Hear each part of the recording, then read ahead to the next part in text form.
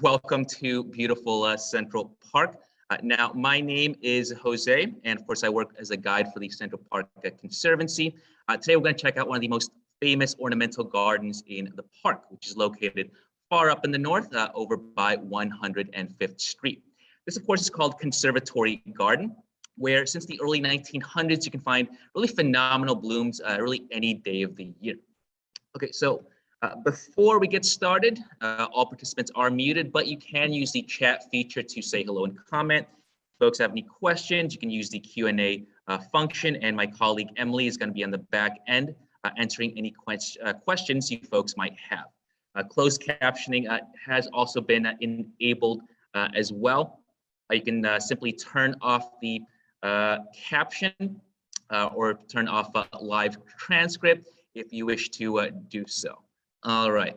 Now, most of the images, as you folks have come to expect, they were going to be taken by myself just within the past few days, but you're also going to see a few other images, and these are going to be from our official Central Park Conservancy archives. You also see a few historic images from the archives of the Museum of the City of New York. All right, and let's go ahead and continue on. All right.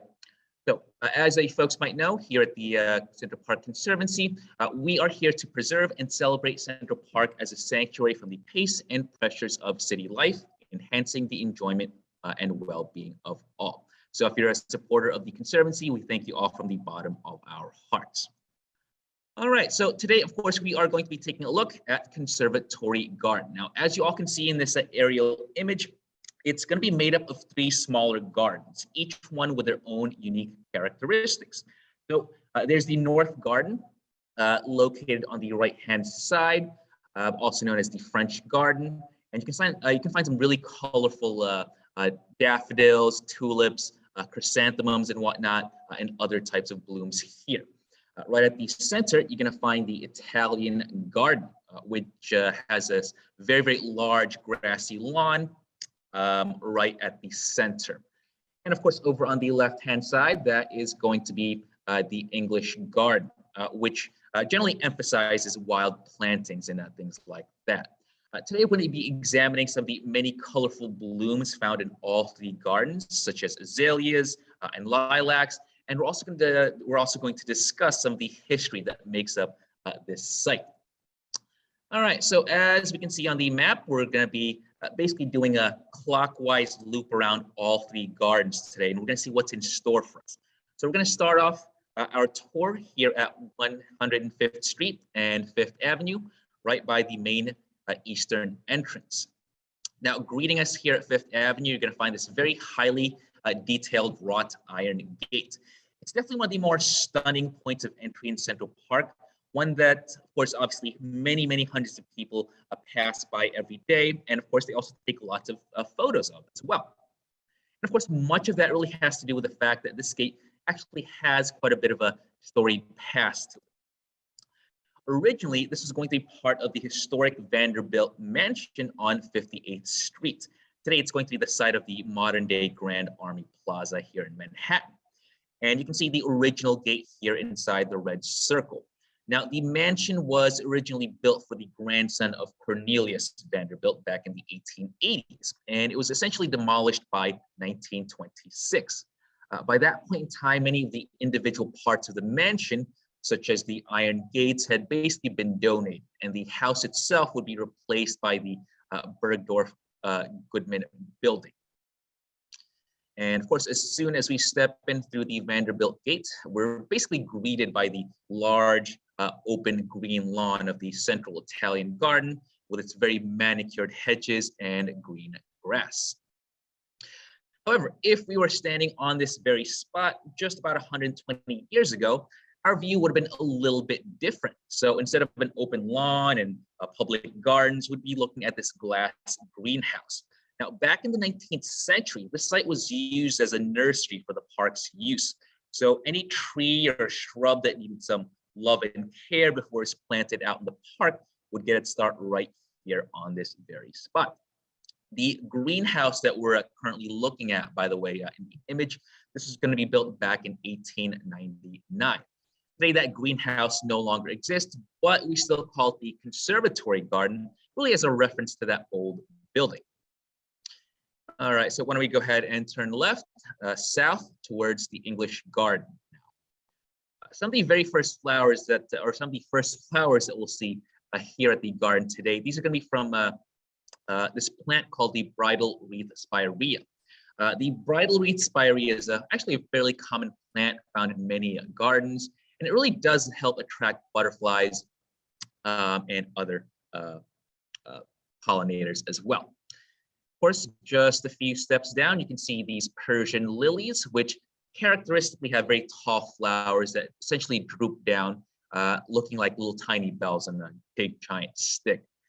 These also have a dark purple color to them.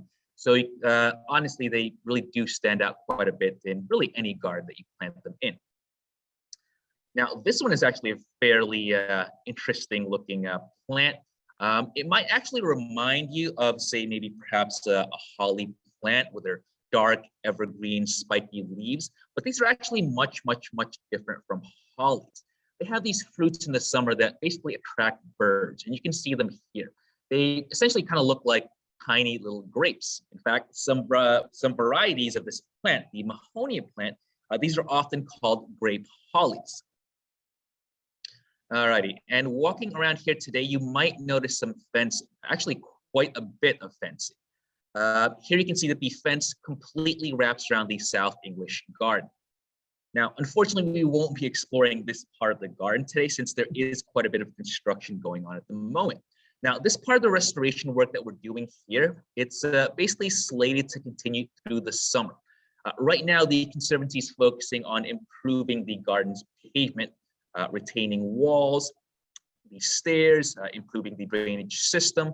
So while it may not necessarily look very pretty or inviting at the moment, all this work really is quite crucial to the improvement of the Conservatory Garden itself. In fact, the last time that there was any significant work done here was actually back in 1983. And this project really is meant to rehabilitate this very important landscape so it can, of course, live on for several more generations. And here's what the South Garden basically looks like right now, or what it would look like if it wasn't under construction. It usually contains dozens of different plantings that, of course, change with the seasons. And each one of these plants are going to be carefully maintained by our staff gardeners. Right at the center, you're going to find, of course, this nice little reflecting pool, as well as this lovely little fountain called the Burnett Fountain, which basically provides a spot for folks to sit and relax while admiring all the lovely plants and flowers. All righty, why don't we go ahead and continue on? And from the South Garden, we're going to keep heading north.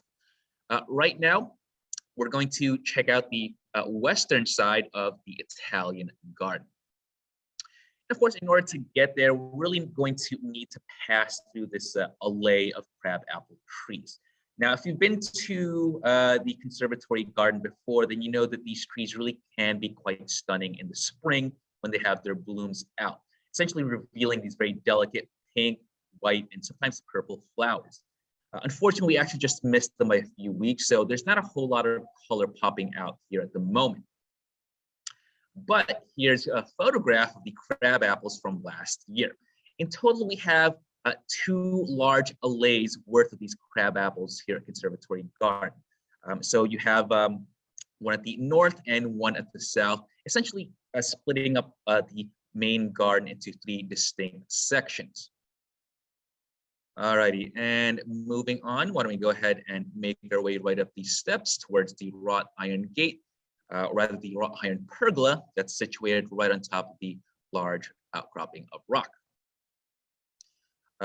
Adorning the wrought iron gate, as you folks can see, are these wisteria plants. Now, wisteria, as some of you folks might know, is actually pretty invasive and really grows quite aggressively. In fact, some of us might have had some very negative experiences with wisteria before in our own gardens. The wisteria here in the park are actually carefully maintained by our staff, so they don't actually overwhelm anything else. Right now, you can actually see the nice, lovely purple blooms of the wisteria, which generally blooms right around this time of the year. Now, here's a pretty cool site. Wisteria, of course, are really excellent climbing plants because of their fast growth and also their ability to wrap themselves around pretty much almost anything.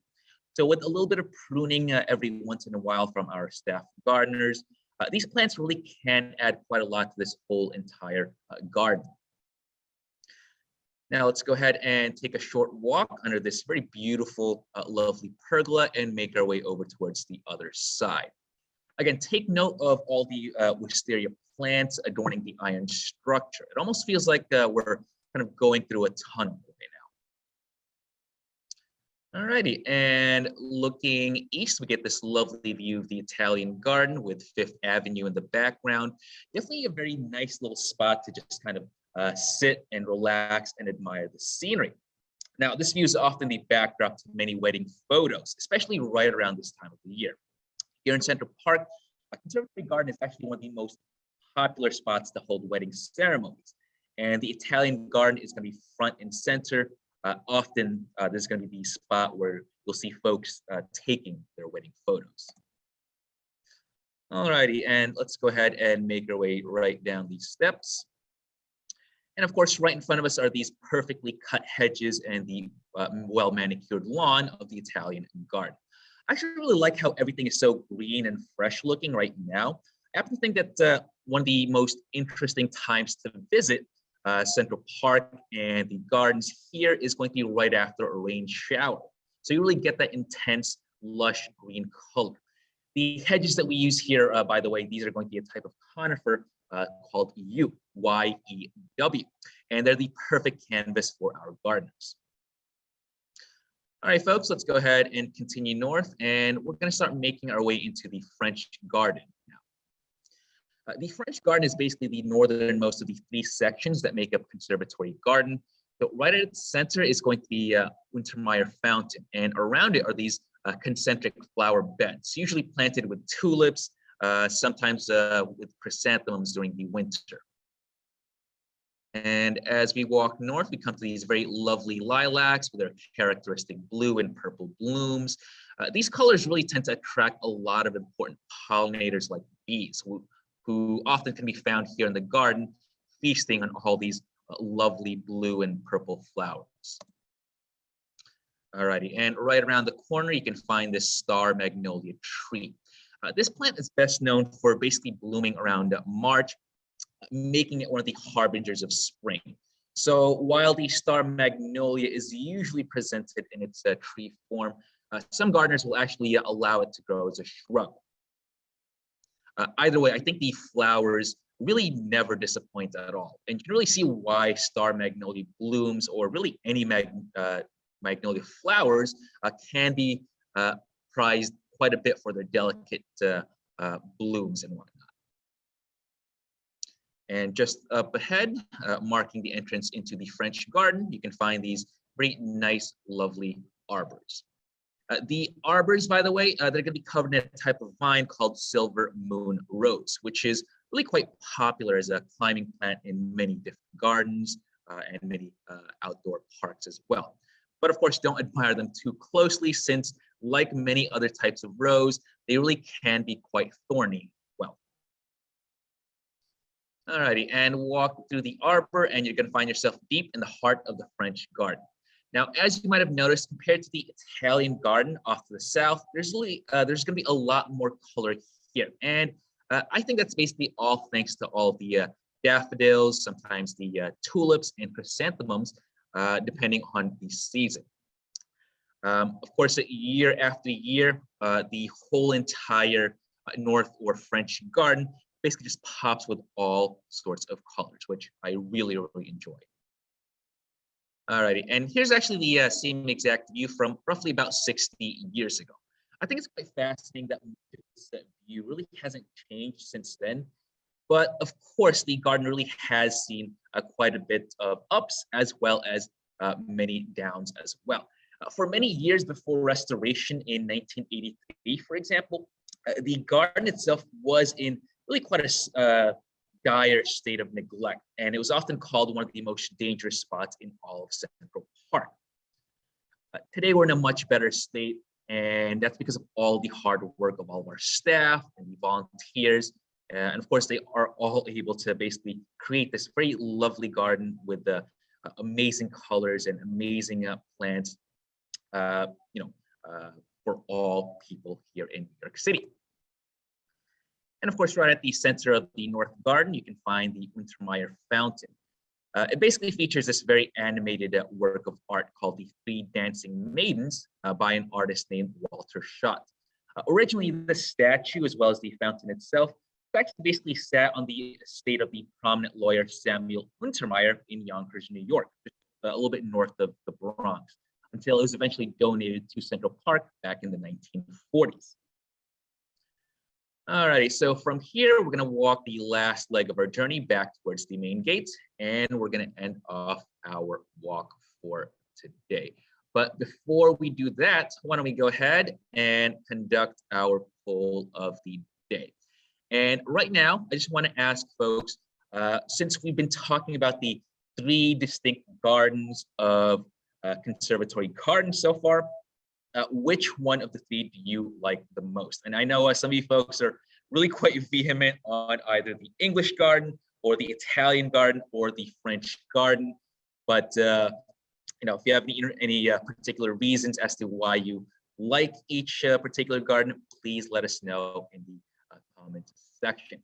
I myself am kind of a big fan of the Italian garden right at the center. Since because it is a little bit different than either the French or the English garden. All right, let's go ahead and end off our poll and share the results. And no surprise, it looks like about 42% of you prefer the English garden, followed roughly by the French garden at 35%, and the Italian garden is going to come in at 23%. All right, very cool. Let's go ahead now and continue on with our walk. And as you folks can see, we're going to take this pathway that's going to take us south out of the French garden now. At the moment, this area is generally a bit more green than the rest of the other spots here in Conservatory Garden, but there are a few blooms that can be found here as well. So here, for example, we have one of the more common flowers that you can find in really any garden or backyard. These, of course, are going to be Azealias, and it comes in many different varieties, species, and colors as well. This particular one has some very nice creamy white flowers, and they really can stand out in any garden. Right next to that, you're going to find these purple Azealias. The really great thing about Conservatory Garden is that because it's got so many plants and flowers, even when we are in between seasons like right now, there's always going to be a few blooms at any time of the year. All right, folks, so as we approach the last stop on our walk, we can now start to see Vanderbilt Gate on 5th Avenue, where we first started off our walk. Now, today on our tour, we get to see some very lovely blooms and learn all about the history of this secret garden in the park. And of course, we also hope that this has inspired you to go out and explore Conservatory Garden all on your own. All right, buddies, we thank you all so much for joining us.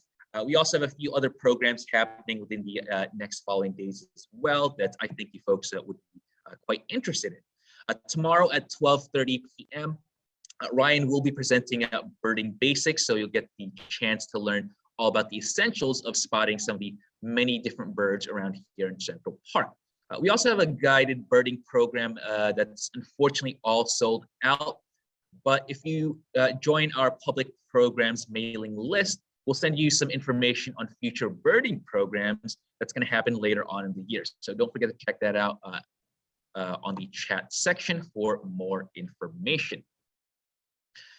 And remember, folks, be sure to check us out on all of our social media channels, including Facebook, Instagram, and Twitter. You can follow us at Central Park NYC. Now, we're going to go ahead and leave the room open for any last final questions. But from all of us here at the Central Park Conservancy, stay safe and be well. Have a good day, folks.